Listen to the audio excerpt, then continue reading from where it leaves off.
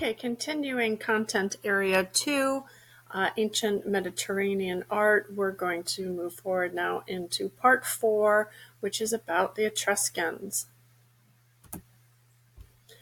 Just want to start off with some basic information, make sure that we understand the group of people that we're going to be talking about here.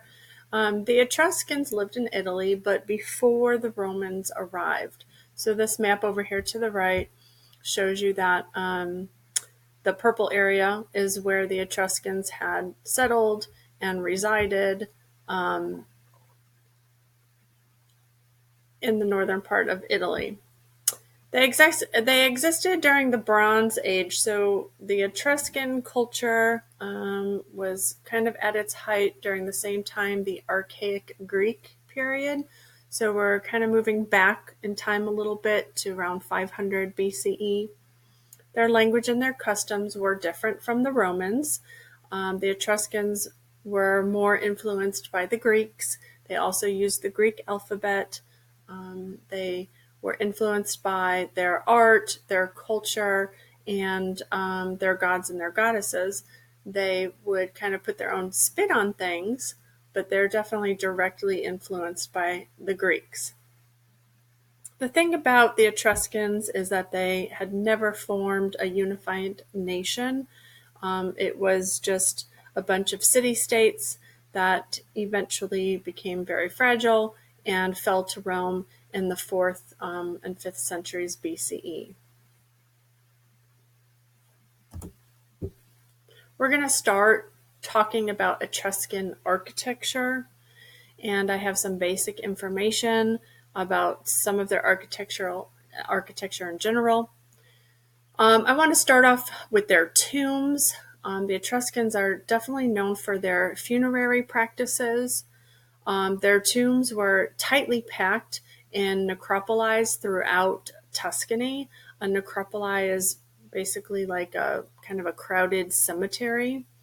And Tuscany, by the way, was a city that was named after the Etruscans. You can kind of see the phonetic likenesses between Tuscany and Etruscans, but that's kind of the region where the Etruscans had settled, and eventually that city was named after them. Most of their tombs were very round, kind of dome-shaped, and they had a single door that led into a large interior chamber. It was usually one single chamber, and the domes were extremely unadorned and unfancy on the outside. They really blended in with the landscape. Vegetation, was encouraged to grow kind of around it and through it. The structures were nothing magnificent at all, but there was a lot of care given to the interior. So the interior chambers were brightly painted, all the walls up to the ceiling, and they were painted kind of to give the illusion of the interior of a house. So you would see kind of the definition of the walls and the ceiling, and differences in rooms and their functions. And this was all painted on the inside of the tomb. The scenes that were depicted on the walls with the paintings were symbols of Etruscan lifestyle. And we were able to learn a lot about Etruscan culture from these scenes that were depicted inside the tombs. The tombs held entire families. Remember, it was a single chamber, but within that chamber, the entire family would be buried there. Parents, children, and then some immediate families, such as certain grandparents, sisters, brothers, uncles, aunts, things like that. Also, any attendants or servants that were loyal to the family were also buried in the tomb. We don't know very much about their architecture, only because we don't have anything remaining. The Etruscans used very different materials than the Greeks. They used materials such as mud brick and wood and terracotta, and those materials are just not long lasting. They don't stand the test of time. So we really don't even have any ruins left of Etruscan architecture. But the reason why we know some things about it is because of an architect, a Roman architect named Vitruvius, and he had actually written a lot of books and a lot of recordings about Etruscan architecture. He was very interested in their architecture and their culture, and had recorded a lot of information, which is how we know what we know today. So I said before that the Etruscans were inspired by the Greeks. In their architecture, you will see things like pediments, you'll see columns, you'll see cellas, but like I said, the Etruscans definitely kind of put their own spin on things. Etruscans also would utilize a single flight of stairs leading to the main entrance of their temples, unlike the Greeks, where the entire perimeter of the temple would have a staircase. So you could enter the temple from any side, from any angle, from any direction. And then the other really significant thing about Etruscan temples specifically is that their rooftops were adorned with sculptures. And the sculptures would usually depict some sort of mythological scene or story dealing with the gods and goddesses. But there was quite a few clusters of sculptures that would be on the ridges of the rooftops. Over here on the right, I do have some examples of the Etruscan tombs. Up here on the top, I have that exterior feature where you can see the tombs are shaped like a dome. There's absolutely nothing special about them, and they really blend in with the landscape. A lot of these tombs were actually built of stone and mud brick, so they seem to have kind of stood the test of time. The other thing about them is they are technically half in the ground and half above ground. So this diagram down here shows you that when you enter that small door, you immediately go down into a staircase. And once you get down there, you have entered the chamber. And because it's, halfway underground, halfway above ground, once you get in there, it's pretty tall. You can definitely stand erect inside the tomb. This is an image in the middle here of the interior. You can see how detailed it is with the paint. You can see that the way that they paint the walls of the tomb is definitely to recreate, an interior scene of walls and ceilings and rooms. Okay, some more information about Etruscan architecture. And we just got done learning about the orders, the capital orders of Greece. And the capital orders of Greece will be over here. They include the Doric, the Ionic, and the Corinthian. Well, the Etruscans are known for the capital order called Tuscan. Okay, so over here on the left, I have a better picture of just the Tuscan order. And really, the Tuscan order is so much like the Doric. There is not much difference at all. When you look at the capital, it's extremely plain and simple. There's nothing ornate about it, no carvings or anything like that.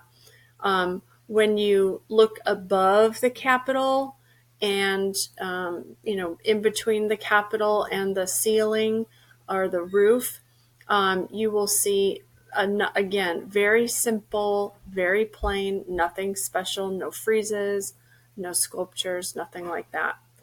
The only difference between a Tuscan order and a Doric order would be right over here, which is the base. Down here in this image, you can see the Tuscan order. You can see that you have your capitals, you have your kind of broader column that's tapered at the top, wider at the bottom, but instead of the column going directly into the floor of the temple, you do have a small base. That's really the only difference. I have this image here, though, to show you how highly painted their architecture was. Lots of bright colors. Every square inch was dealt with paint, and even it was, decorated with paint, whether it be different types of designs or figures or frescoes.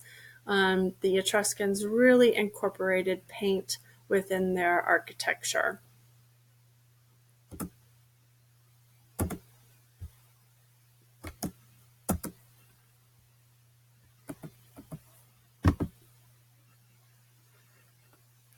Okay, on this slide, I wanted to put together an Etruscan architecture with a traditional Greek, classical Greek architecture. And I wanted us to be able to look at them together and compare and contrast for a moment. I think it's really apparent that when you have them side by side, you can surely see the Greek influence on the Etruscan temples. The obvious things, such as having columns, having the kind of peaked roof. There is also pediments that are involved. So this triangle feature, the same down here. And you can kind of see that there's just a lot of, similarities in structure, but there's also a ton of differences in detail, but also differences in overall structure. Some of the detailed differences is going to be that those stairs that we talked about. If you look up at the Etruscan, the entire platform is a lot taller than you'll see in Greek architecture. And then again, we have that kind of front staircase that's, a little bit higher than the Greek, but one way to enter, one way to go in, one way to go out. With Greek architecture, you have a couple of stairs that lead into the platform, but it completely goes around the entire perimeter of the temple. The other difference is that the Greeks really like their colonnades. Okay, so the use of the repetition of columns that go all the way around the structure, and then that there is, this alleyway, this peristyle between the columns and the actual walled temple. Where with the Etruscans, you do have a peristyle, but only in the front. It really takes on more that, front porch effect. And you can see that the columns appear to be there for a structural purpose. They're not as repeated as the Greeks. They don't have the colonnades. They use the columns for what they're meant to be, which is structural support, and that's it. They don't go overboard with them. The other difference would be just, detail work. In the pediment area, you're not going to have any sort of frieze. You're not going to have any sort of sculptures up there. But in contrast, you will have a lot more ornamentation and sculpture on the rooftops. The Greeks do this too. They definitely put some ornamentation up on, the corners and at the peak. But it's so much more subtle, and it's really not the main focus of the temple. Where with the Etruscans, that's where a lot of the information is. Up at the ceiling is where they have depictions of different myths and different stories and different gods and goddesses, which all relate to the temple. We also need to compare and contrast what the interior of the temples would be. We have a lot of similarities again with the use of incorporating columns and incorporating cellas, but the main difference is that in Greek architecture, you will find one cella. There's always one room that houses the cult figure, or the figure that's being worshipped, and that's it. In Etruscan temples, you will usually find more than one cella. In this one, you have three: one, two, three. And each cella would house its own cult sculpture. And usually they are different gods and goddesses. We also know that we can see from above the entryway from all four sides in the Greek architecture, and then this peristyle that goes around the entire perimeter. Where with the Etruscans, you have a small staircase right here that leads up to this, small one-sided peristyle, and then you have three doors to three rooms. That's it. Much more simplistic in nature. So all of that information leads us to our first image from College Board. It's image number 31. This is the Temple of Minerva. It's located in Vai, Italy, which is very near Rome. They attribute a lot of the design and architecture of this piece to a sculptor from that time named Volca. From 510 to 500 BCE, and our materials are wood, mud brick, and tufa. Tufa is a type of volcanic rock. It's very porous, it's very soft, and it's a material that the Etruscans used quite a bit. So interesting about their historical context, but I think it really kind of helps us understand their architecture a little bit, is that the early Etruscans, they did not worship the gods and goddesses inside. They believed that the worship of gods and goddesses had to take place outside and in nature. They did not have temples. They did not, house these places of worship for many years. The early Etruscans would kind of create ritualistic spaces that were found in nature, areas like groves, enclosures from, trees or brushes, and they would kind of find these naturally existing areas as a place to come together and worship. They believed that worship should take place under the open sky. But as time went on, you could see that the Etruscans began to learn about Greek culture and was becoming inspired by it. And eventually this desire to create temples for their gods and goddesses were spawned off of the Greeks. But you can see it's very different in material, very different in design. We talked about the materials being more, natural materials such as wood, mud brick, and tufa. I mean, marble is also a natural material, but the mining of marble and the carving of marble is so much more an elaborate process, where working with wood and mud brick, those resources are local, they're easy to find, they're easy to work with. So the simplicity of the material, I think, it can be explained by their maybe origin of, being very grounded in nature.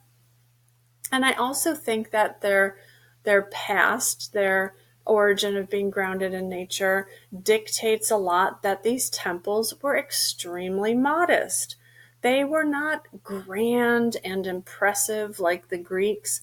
That was the Greeks' desire, is that kind of golden age where, they really wanted to glorify Athens. Their mission was to, build everything that in awestruck. And with the Etruscans, that was not their motivation. That was not their goal at all. So I feel like the origin of their culture really dictates how they were influenced by the Greeks, what they borrowed from the Greeks and how they kept it very modest. We talked about how the temples have largely vanished due to the materials that they used, and that we are thankful to the ancient Roman architect of Vitruvius, who wrote about these temples and described them at length and had lots of sketches of them, which allows us to understand the architecture today. Any picture that you see of Etruscan architecture is a model or some sort of recreation. The name of this temple is actually Portonaccio, and the Portonaccio temple is dedicated to the goddess Minerva. In your book, they call it the Temple of Minerva, so that's what we will continue to reference it as. But Minerva is actually the Roman form of the Greek god Athena. We already said that it has a triple cella, and that we know that it has higher podiums than Greek architecture and a single frontal entrance.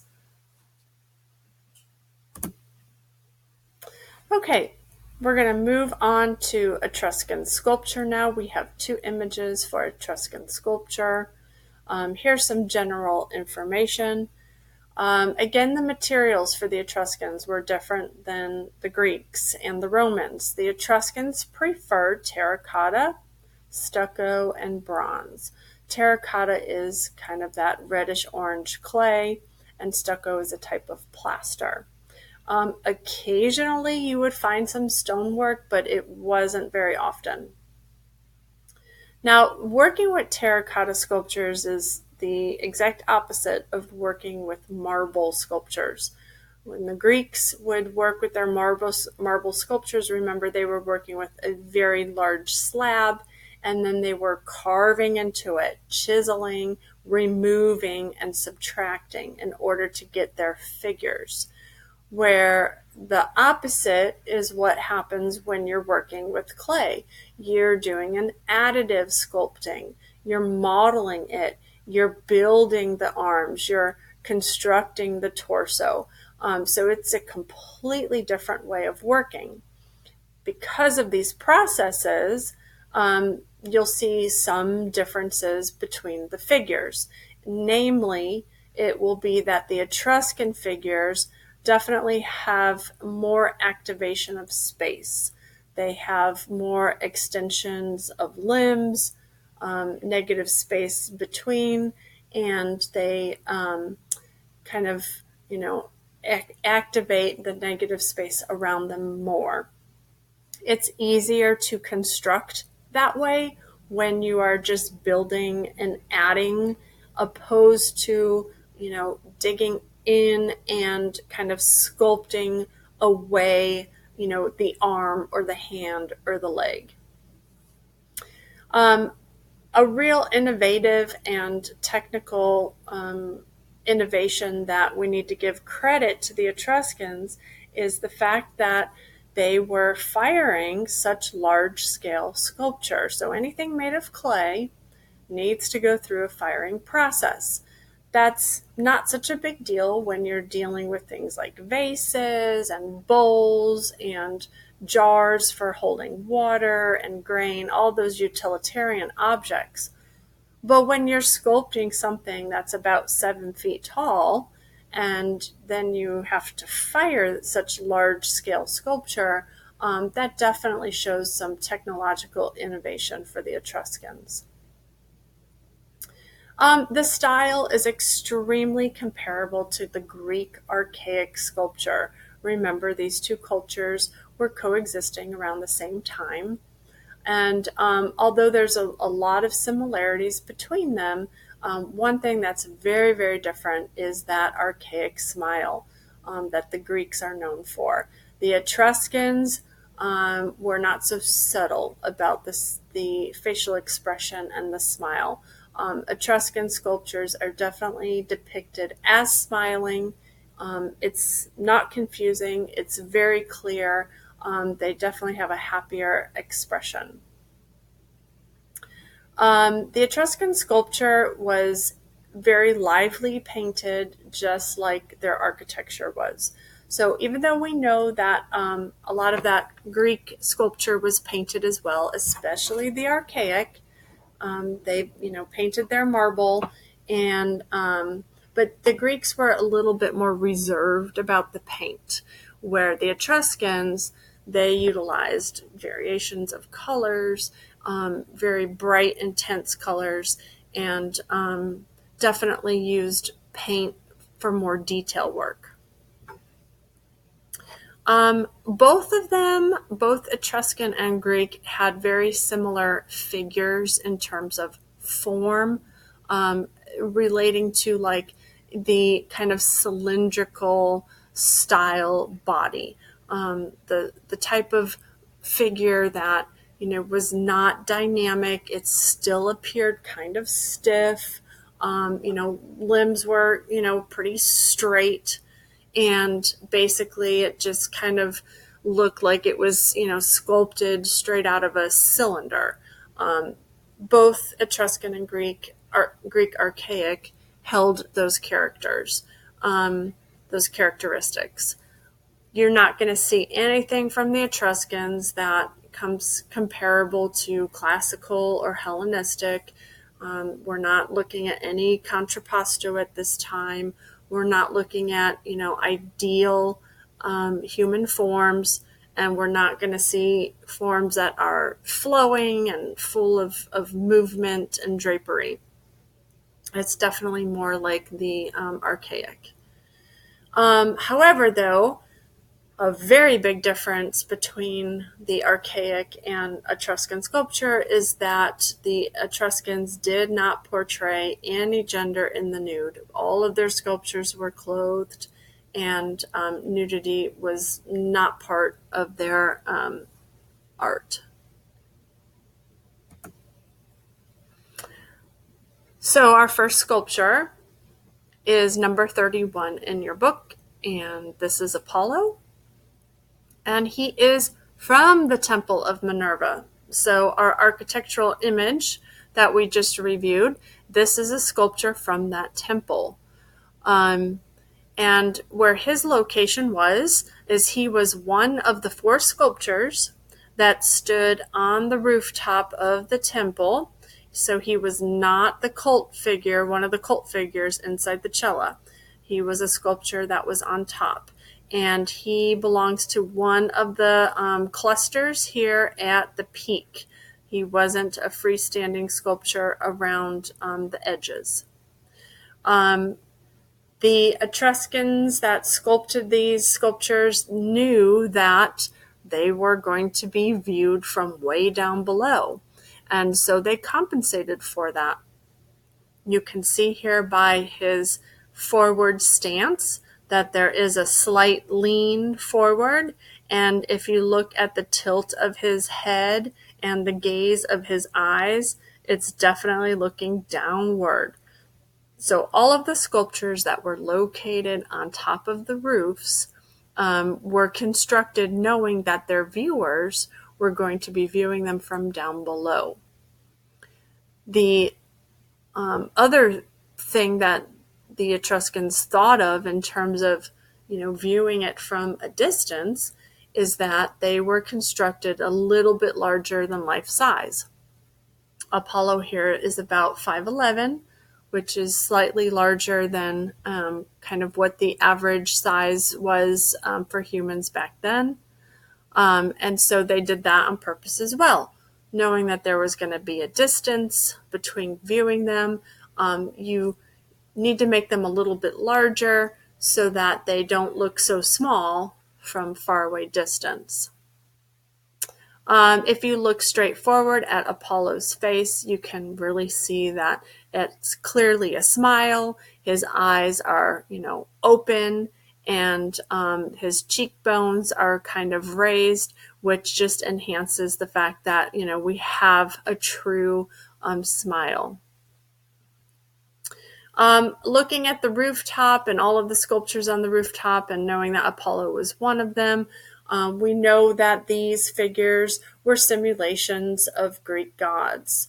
And we also know that what the Etruscans were doing is that at the rooftop they were creating this tableau, which a tableau is basically a scene of figures that acts out a myth or a story, or freezes in time a myth or a story.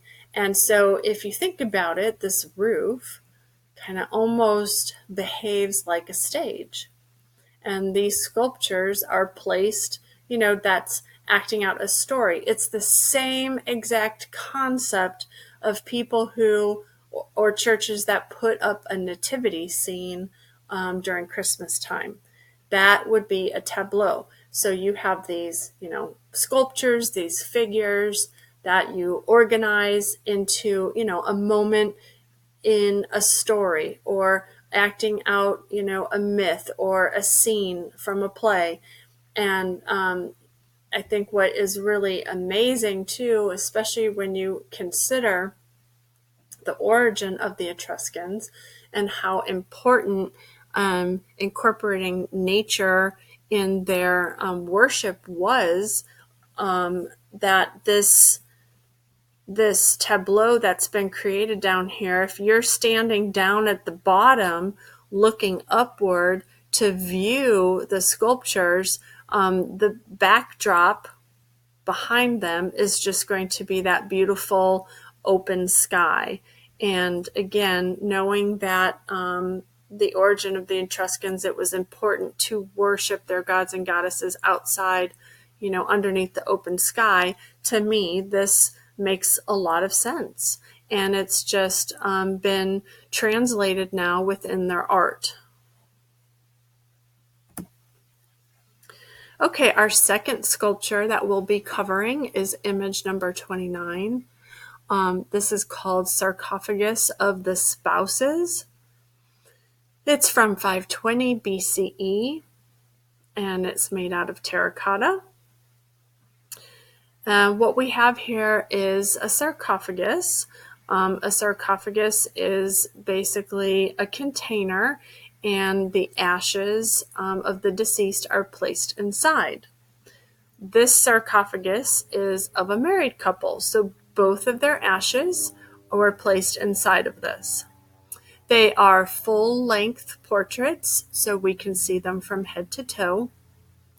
And at some point, we know that their hands were holding other objects. We definitely know that they were probably holding some food. And we also think that maybe the wife in this outward extended hand was probably also holding an egg, because an egg was an Etruscan symbol of life after death. What we have here is a sculpture that almost looks like it's half done. The torsos, the heads, the arms are, very refined, very well sculpted. They look, completely finished. But then when you look at the legs, there's a lot less focus, and it almost practically looks unfinished. Whether or not it is, we're not sure. But I think, honestly, the Etruscan style was just that they paid more attention to the areas that were significant, to the areas that had something, important to symbolize. And then the areas that, really weren't significant, they just kind of, ignored them a little bit.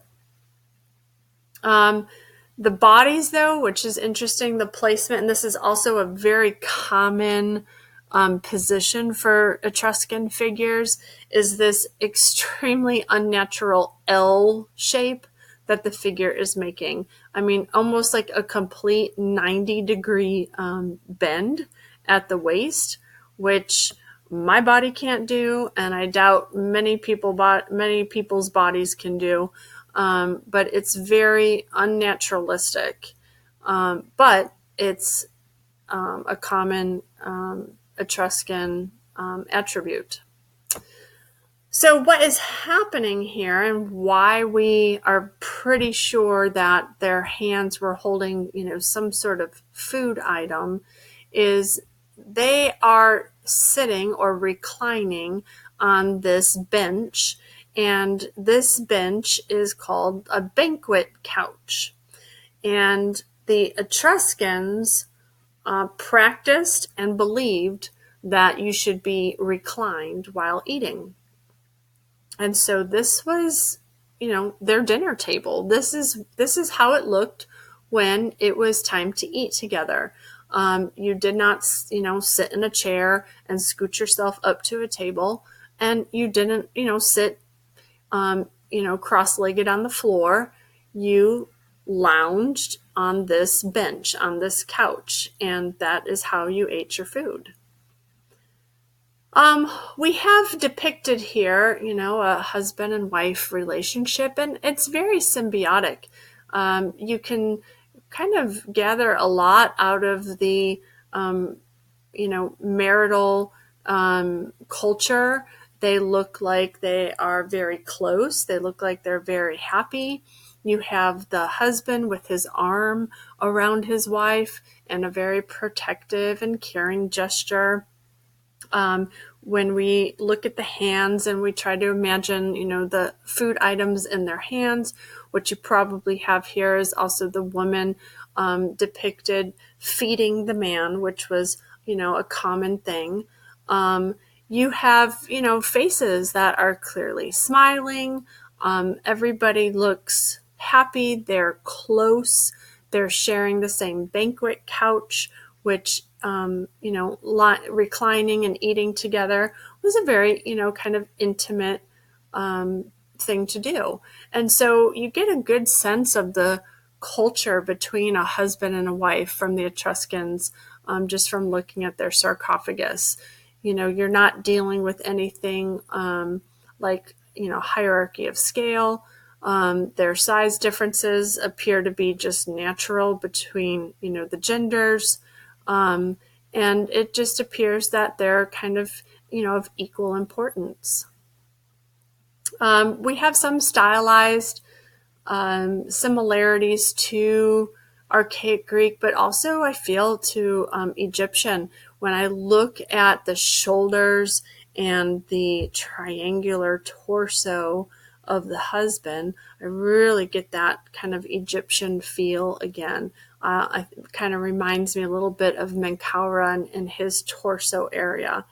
You don't have a ton of anatomical modeling, unlike classical and Hellenistic Greece, where you're just going to see so much detailing and like overemphasizing of musculature. This reminds me more of that Menkaura and his queen, where it's very soft. I mean, there's enough contours where you understand bicep from shoulder, from, pec, but really it's not over exaggerated. You have emaciated hands, which I know is kind of hard to tell from these pictures, but what that means is they're just really long and thin and, very out of proportion from the rest of the body. But honestly, you have these elongated proportions, throughout, like with the legs. I mean, if you can look at where this waist would be and the length of her legs compared to her torso, that is absolutely out of proportion. The way that they had to make this, because, of firing, as they constructed this in 4 separate pieces, and then they were joined together. I think, not really sure, but I think you have one piece in the front, one and 2 pieces in the front, and then maybe 3 and 4 in the back. It's kind of hard to tell, but you can definitely see that they were joined. So this is something that would have been placed inside one of the chambers of the family tomb. This is one of the married couples, maybe the mom and the dad, and it would accompany other sarcophagi in the tomb as well.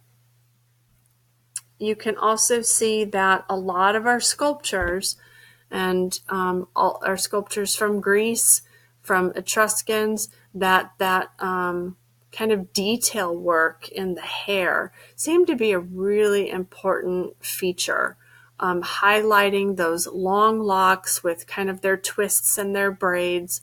I think was definitely an important aesthetic and an important feature for many of the cultures in the Mediterranean.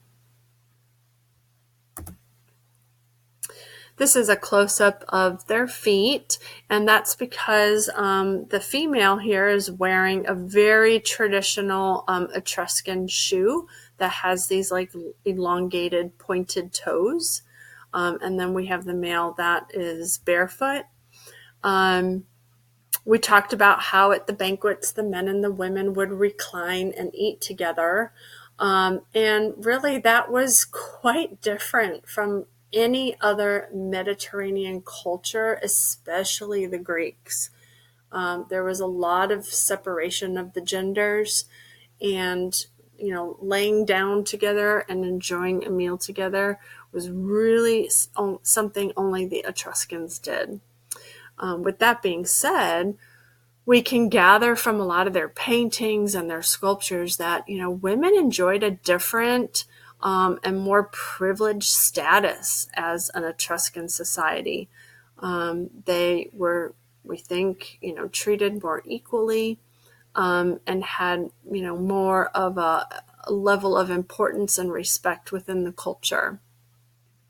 We do know that this sarcophagus was an elite commission. So like any other culture, you have, your elitists, and you have, funerary ceremonies that go from, the common man up to, somebody that would be considered, a diplomatic, important person. And the elaborateness of their tomb would definitely show that. And so this sarcophagus would have belonged to a pretty elite family, basically a family with some money. And so we know that, it was commissioned by them. They hired a sculptor to create this for them, for when, they're ready to pass on. Okay, now moving forward to Etruscan painting. These are just some basic facts. The only paintings that have survived are funerary paintings. That's all we have from the Etruscans, and that's because they were painted inside of these tombs that, were pretty low to the ground. They're half made out of stone, and they kind of blend in with the natural landscape. So they're pretty sturdy. They're, smaller in scale. They're not these big, elaborate temples or tombs. So a lot of them have survived the years, and we're able to go inside and enjoy the paintings. All of the paintings we have are frescoes. So frescoes are paintings that are painted onto the walls and the ceilings of the inner tubes. We're going to be talking a lot about frescoes as we continue to move forward into early Europe. They're brightly painted. They reveal a world full of cheerful Etruscan celebration, dancing, eating, playing, singing, just enjoying a jolly lifestyle. You never have anything depicted that is burdensome or worrisome, or, am I going to get to the next life? Am I worthy enough? It's literally a very joyous depiction of the Etruscans doing nothing but enjoying different aspects of life. We know that the Etruscans participated in pretty elaborate funerary rituals, and that they also were wonderful at incorporating decorative patterns into their paintings. So if you look at a lot of these ceiling works, you're going to see these kind of checkered board patterns, very common. You see them on these 3 different paintings, and just, other patterns as well. And they're really known for these patterns. We believe that the ceilings were highly decorated with patterns because it mimicked the tents that they would put up for funerary rituals. So when somebody was deceased, their funeral really was like a type of celebration. And they would put up tents and they would have festivities that would sometimes last days. So the image in your book for Etruscan painting is number 32.